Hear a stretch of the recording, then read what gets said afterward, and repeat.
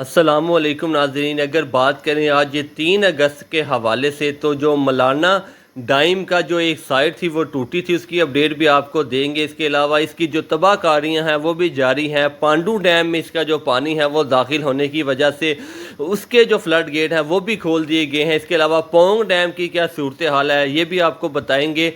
इस वक्त आज हफ्ता के रोज़ और इतवार के रोज़ भी आने वाले 12 से 24 घंटे भी इस इलाके पर शदीद बारिशें जो हैं वो रिकॉर्ड की जा रही हैं। इसके अलावा मलाना डैम का आपको बताएंगे कि 25 जुलाई को इसके जो फ्लड गेट थे वो जाम हुए थे, जिसकी वजह से मुसलसल कोशिश के बाद वो नहीं खुले और 2-3 रोज़ मुसलसल इस इलाके पर बारिशों के बाद इसका जो डैम था वो फुल होने की वजह से इसकी जो एक साइड थी वो फट गई थी, जिसकी वजह से इसका जो सारा पानी है वो अब निचली आबादी की तरफ जा रहा है। रास्ते में जितने गांव, जितने रास्ते में फसलें थी, हर चीज़ को तबाह करता जा रहा है। इसके अलावा पांडू डैम जो है उसका लेवल भी जो है वो फुल होना शुरू हो गया है और रात को उसके जो फ्लड गेट है उसको भी खोल दिया गया है।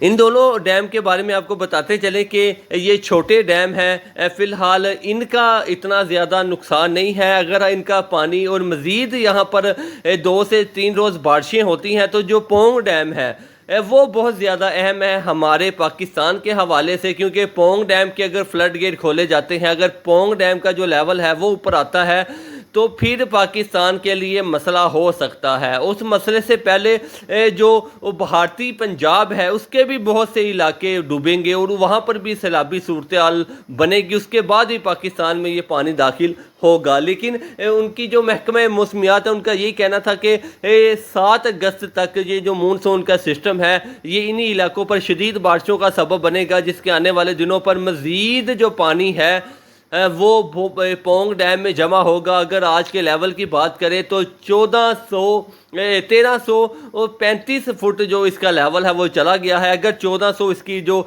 रेड लाइन है 1400 से ऊपर जाता है, 1400 फुट से ऊपर जाता है तो फिर इसके जो फ्लड गेट हैं वो खोले जाएंगे पोंग डैम के, जिसका पानी बाद में जो है दरियाए ब्यास में जमा होगा। दरियाए ब्यास जो है वो इंडिया में भारतीय पंजाब के अंदर से गुजरता है, वहाँ पर तबाही मचाता हुआ फिर दोबारा सतलुज में दाखिल होगा गंडा सिंह के मुकाम से। ये सामने आप देख सकते हैं, ये पोंग डैम है, इसका जो लेवल है वो मुसलसल ऊपर जा रहा है। आने वाले 12 से 24 घंटे भी इसी इलाके पर शदीद बारिशें हैं। अगर बात करें एशिया में सबसे ज़्यादा बारिश की, तो एशिया में सबसे ज़्यादा बारिश इसी इलाके पर होती है। ये जो हिमाचल प्रदेश के इलाके हैं जहाँ पर ये पोंग डैम वाक़या है, पोंग डैम बना हुआ है, यहाँ पर बहुत ज़्यादा बारिश होती है। इसके इर्द गिर्द सारा पहाड़ी इलाका है और ये नीचे है और सब सारा पहाड़ी इलाका है और इर्द गिर्द का जितना पानी है वो सारा इसी पोंग डैम में जमा होता है।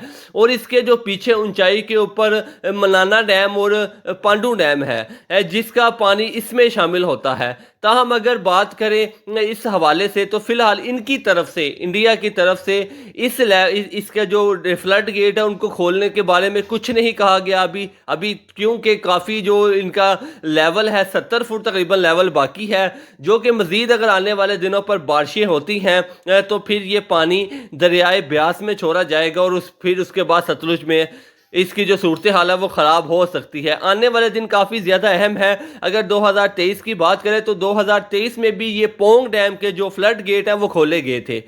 1400 से ऊपर पानी चला गया था, तब भी यहाँ पर शदीद बारिशें हुई थी 7 से 8 रोज़। इसके बाद जो है 16 अगस्त को रात को इसके फ्लड गेट खोले गए थे और पहला जो सैलाबी रेला 1,60,000 क्यूसिक का वो 19 अगस्त को पाकिस्तान पहुंचा था। ये अगस्त का जो महीना है यहाँ पर मानसून अरूज पर होता है, इसमें शदीद बारिशें रिकॉर्ड की जाती हैं, जिसकी वजह से यहाँ ये पोंग डैम में काफ़ी ज़्यादा जो ख़तरा है वो पैदा हो जाता है। फ़िलहाल 80% जो चांस हैं वो बन गए हैं, क्योंकि जो लेवल 1200 तो होना चाहिए था इस टाइम पर पोंग डैम का, वो इस टाइम पर 1335 पे चला गया है। 1400 से ऊपर जाता है तो इसके फ्लड गेट खोले जाएंगे। अगर ये 1380 तक जाएगा तो हाई अलर्ट जो है रेड अलर्ट जारी कर दिया जाएगा, जैसे कि 2023 में किया था, और उसके बाद फिर पाकिस्तान को भी मुश्किलात का सामना करना पड़ सकता है। इसके अलावा आपको बताते चले कि अगर आज के हवाले से बात करें 3 अगस्त के हवाले से, तो दरिया चनाब में जो है वो 58,000 की जो क्यूसी का रेला है वो आज शाम तक पहुंच जाएगा।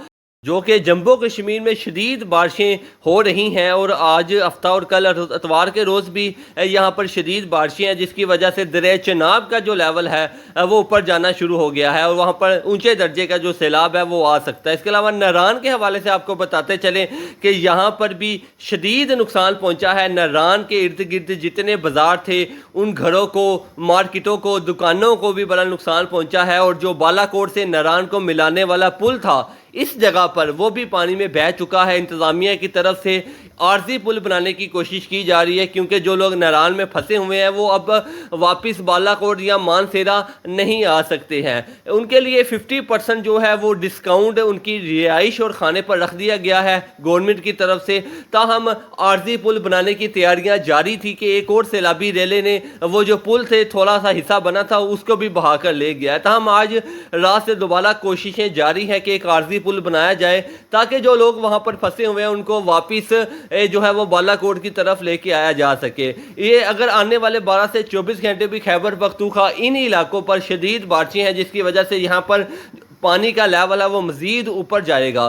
तो हम जैसे जैसे अपडेट आएगी आपके साथ शेयर करते जाएंगे। उसके लिए ज़रूरी है कि चैनल को सब्सक्राइब लाजमी कर लें।